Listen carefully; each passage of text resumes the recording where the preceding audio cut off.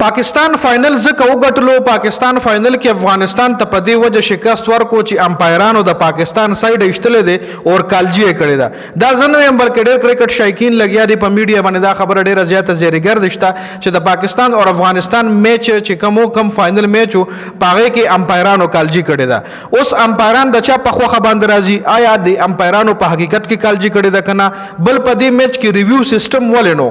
لکه ریویو سیستم په دې سیریز کې ورنو پاغه باندې هم ډیټیل سره خبره کو دا امپایران چا راوستو د کم زینه د تعلق ته په دې باندې هم په دې ویډیو کې خبره کو او آیا په داسې یو ټورنمنت کې د آی سی سی په ټورنمنت آی سی سی ټورنمنت دا هم دی لکه صرف دا ورلد کپ یا ټي 20 ورلد کپ شو یا او ډي آی ورلد کپ شو دا د آی سی سی ټورنمنت نه وي بلکې چې کله هم سیریز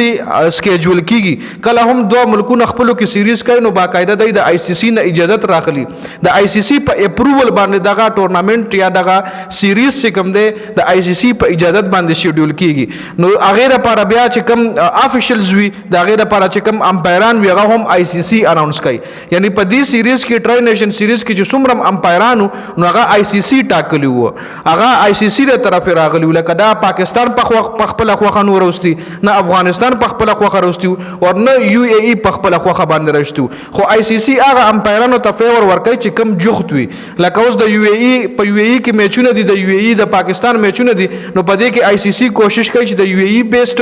د سریلانکا بیسټ د بنگلاديش بیسټ د پاکستان بیسټ امپایران چې کوم دی د سیریز د پاره ول لکه دا نام چې سیریز د پاکستان او د یو ای ای وي او امپایران ول د انګلند او د استرالیا نه لکه دا څه نه کوي لکه د کې امپایرانو ته هم فیور ورکوي خو دا امپایران څوک راولي د آی سی سی ول راولي اوس د افغانستان او د پاکستان چې کوم فاینل میچ شوی دی پای کې درې امپایرانو چې یو امپایر چې کومو دا غنوم آصف شیخ چې د آصف اقبال آصف شیخ نه آصف اقبال چې د جموں اینڈ کشمیر نه تعلق لري لکه کشمیر چې کوم دی دا دوه کشمیرونه دي یو آزاد کشمیر دی کوم چې پاکستان سره دی او یو جموں اینڈ کشمیر دی جموں اینڈ کشمیر چې کوم دی دا الریډي انډیا قبضه کړی دی نو دا آصف اقبال چې کوم دی د کشمیر نه تعلق لري کوم چې د انډیا په قبضه کې دی بل ورپسې دی شیجو اسلام دا انفیلډ امپایرانو کوم چې په میدان کې امپایرینګ کوي دوه امپایران یو شیجو اسلام او یو آصف اقبال او آصف اقبال د جموں اینڈ کشمیر نه دی او شیجو سیم چې کوم دی شیجو سیم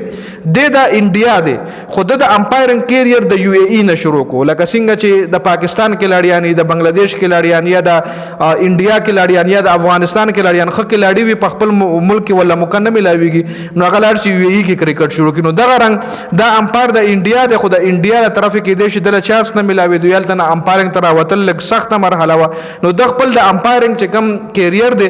د یو ای ای نه شروع کړی دی خو بیسیکلی دی د انډیا دا د شیجو اسیم او بل چې کم ترن امپایر هغه د غنوم اکبر علی چې هغه د افغانستان دی لکه اکبر علی چې کم دی هغه د افغانستان دی نو اوس د امپایران چې کم دی دا یو نیوټرل امپایران دی لکه دا پاکستان نو چې د پاکستان ته به فیور ورکولو او بل امپایر که د پاکستان هم شي کنه نو هغه په میچ کې د پاکستان سایډ نشي اغشته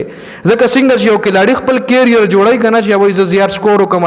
زیات 50 نه جوړې کم چې زما په کیریئر کې زما په پروفایل باندې راشي چې فلاني کلاړي دومره میچونه کړی دي دومره شکیه وخلې دومره سکور کړی دي نو دا رنګ د امپایرانو هم کیریئر وي دا رنګ د امپایرانو هم خپل پروفایل وي په هغه پروفایل کې لیکلي چې د امپایر دومره امپایرینګ کړی دي دومره میچونو کې د امپایرینګ ته ولار دي دومره دل د فیصله صحیح راغلی دومره دل د فیصله غلط راغلی ادي هم ځان له حساب کتاب وي دی بیا آی سی سی انعامونه هم ورکي نو د یو میچ د پاره یا د یو ټیم د پاره د داسې نه کوي چې خپل کیریئر خراب کی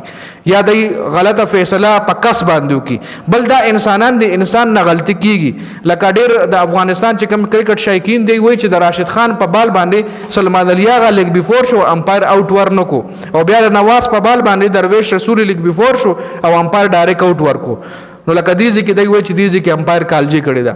نو امپایر چې کوم دی دا هم یو انسان دی دنه میسټیک کې دی شي دنه غلطي کې دی شي تاسو به کتري نه وي ریویو سیستم کې امپایر اوټ ورکي خو چې بیټسمن په ریویو والی هغه نه اوټ پاتې شي بعد ټایم کې امپایر نه اوټ ورکي چې بازار په ریویو والی هغه اوټ شي نو مطلب غلطي کېږي د انسان نه او نور